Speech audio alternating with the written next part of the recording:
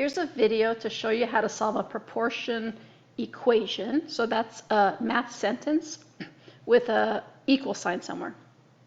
So how to solve a proportion equation when x is in the denominator.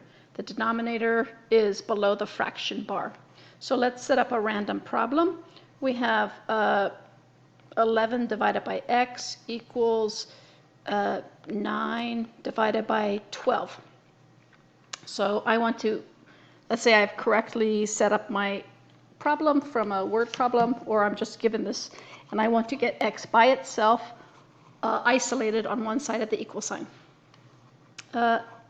Issues I see happening when x is in the denominator, if you're going too fast and your mind is not giving you a ding, ding, ding, be careful of this, x is on the denominator.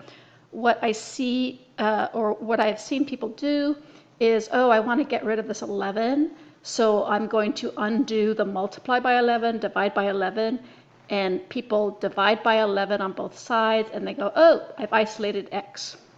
That's not quite correct, because even if you divide by 11 here, the x still is in the denominator, doesn't magically, like poof, with helium go up to the numerator.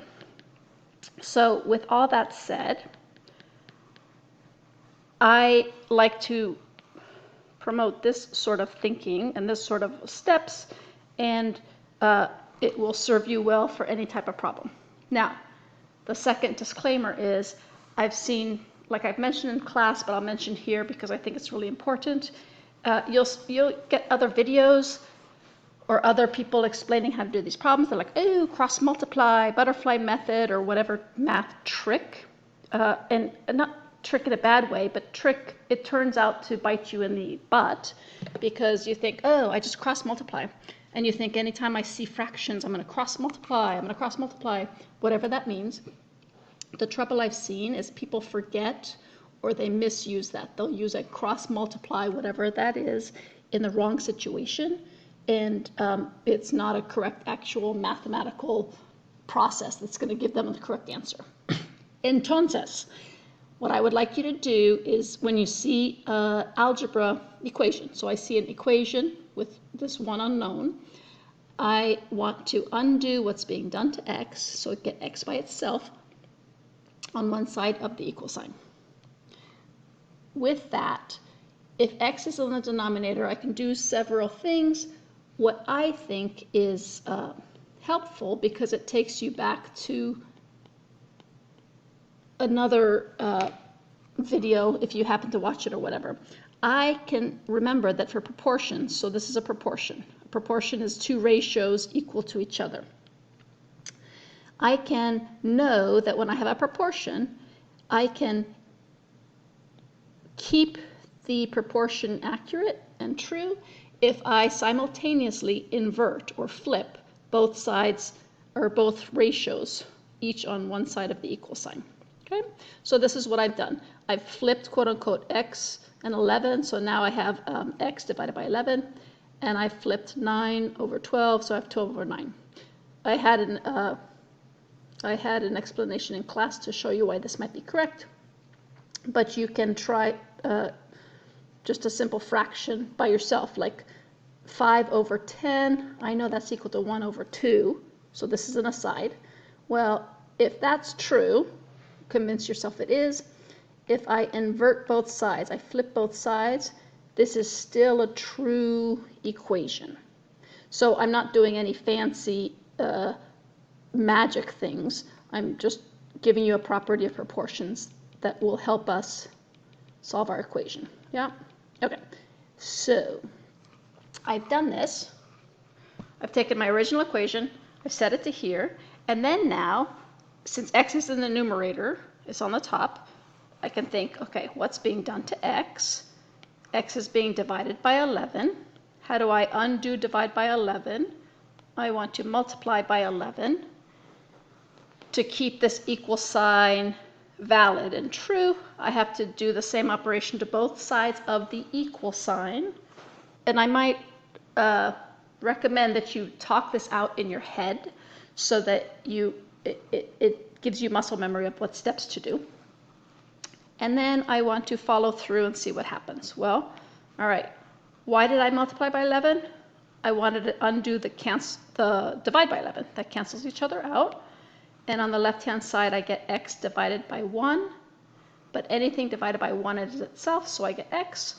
And I get the right-hand side, 12 times 11. So when I multiply fractions, I multiply straight across. So 12 times 11 over 9 times 1, but that's 9 times 1 is 1. Oops. Just want to try to be consistent here. All right, and then I have that, and I want to take that to the calculator. And I highly recommend on your calculator, you have, where do I want to put this? Over here. On your calculator, I might think of grouping the top, because this fraction bar is a grouping symbol. So I can, in the calculator, just for muscle memory, I don't have to do it for this particular problem, but it helps to keep it in your muscle memory for when you don't have a multiplication. We'll just leave it at that. I'm going to put that parentheses in my calculator. So I want to calculate this. So parentheses 12 times 11 divided by, the fraction bar is just a divided by 9, and I get 14.6 repeating. Okay, they didn't have enough space to go forever, so they rounded up. So 14.6 repeating. And 14.6 repeating. I can round it. Here's one way to do this. Remember, I'm approximating it, so this is this approximation sign. Or I can actually write the exact value. Just a heads up, you can do either one for tests. I can have 14.6. That is not exact, but math symbol is if I put the bar on the top, that means whatever that value is, it's repeating. Okay. So just to recap, what have we done? I have x in the denominator. Yeah, so x is over here in the bottom, below the fraction bar. And I have this setup that I assume is correct.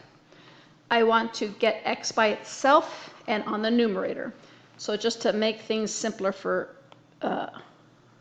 and more amenable to being a correct answer, I first inverted both sides. I flipped both sides of the equal side, both fractions. I flipped them top to bottom, bottom to top. And now I'm in the process of undoing what's being done to x. So x was divided by 11, I multiplied by 11, did it to both sides. I isolated x, took it to my calculator, and I can either have an approximate solution here, an exact solution, what have you.